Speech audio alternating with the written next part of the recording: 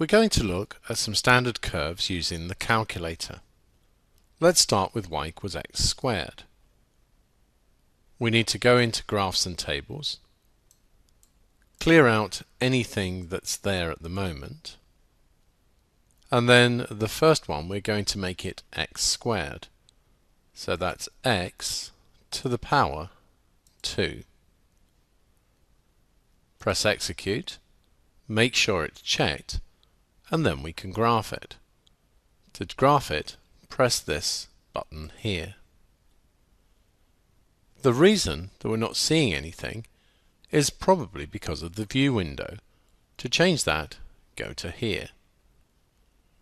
Let's start x at, say, -5. X max, let's go to 5. Scale is 1 is fine. As far as y is concerned, let's start that at -5. And since 5 squared is 25, I'm going to go as far as 25. The scale, this was obviously set with something that I did previously. Let's just set that to 5. Click OK, and now we have a good picture of our curve. Setting the scale to 5 means I get one of these little marks on the axis every 5 units. The x scale was set to 1, so each one of these marks is 1 unit. Now let's look at y equals x cubed. Use your stylus to select this, delete and change it to a 3. To graph the function, make sure it's checked and then click this button.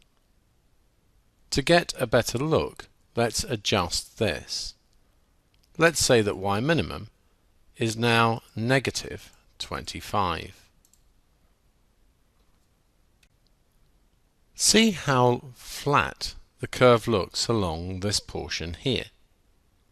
It only actually goes completely flat at the origin, but it is very shallow along this section between x being -1 and x being 1.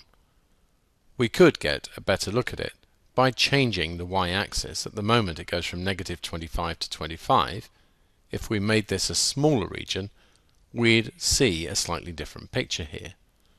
But note how this is quite different to how I sketched it. When you do a sketch, you don't need to try to get this effect along here. You only need to show major features. Now let's look at y equals root x. So we could change this to square root of x. Let's delete what's there at the moment. So we may need to select it and delete. To get the square root symbol, go to keyboard, and you can see that the square root symbol is just here.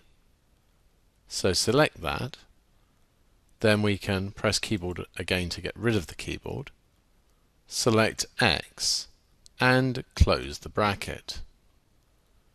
Press execute, make sure it's checked, and then hit the graph button.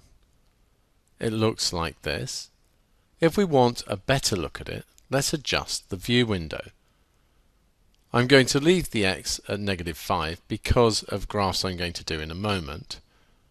But y minimum, let's bring that down to, say, -5.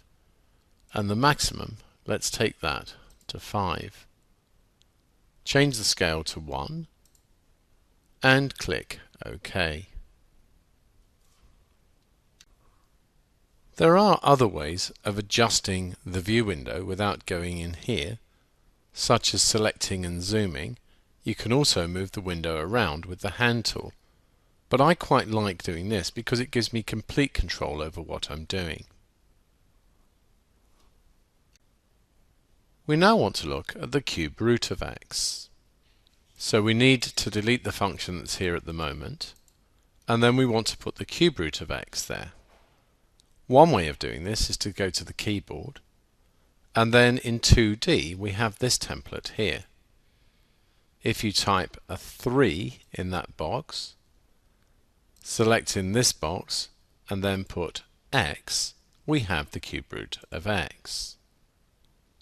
Get rid of the keyboard by pressing keyboard and then hit the graph button. There are other ways that you could have put in the cube root of x. Note here how this has changed it to x to the power a third.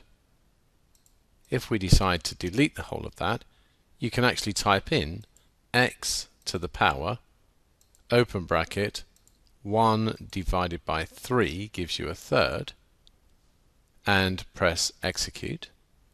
Note how it gives you the same thing, and if you hit the graph button, note that this won't change. Finally, let's look at y equals 1 over x. So we need to come back here and delete what's there at the moment. Let's select the whole thing and try deleting again. So for 1 over x, we can just write 1 divided by x. Make sure it's selected and click graph. You can see how close it gets to the axes even in this small section. When sketching, you don't need to attempt to do this, as mentioned before with the y equals x cubed. You'll see what I mean if I change the window a bit.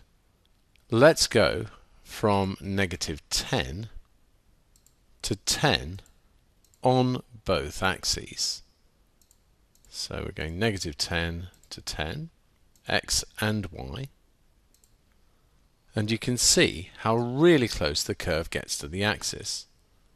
When you're hand sketching, you don't need to do this. You just need to indicate that the curve is getting in towards the axes.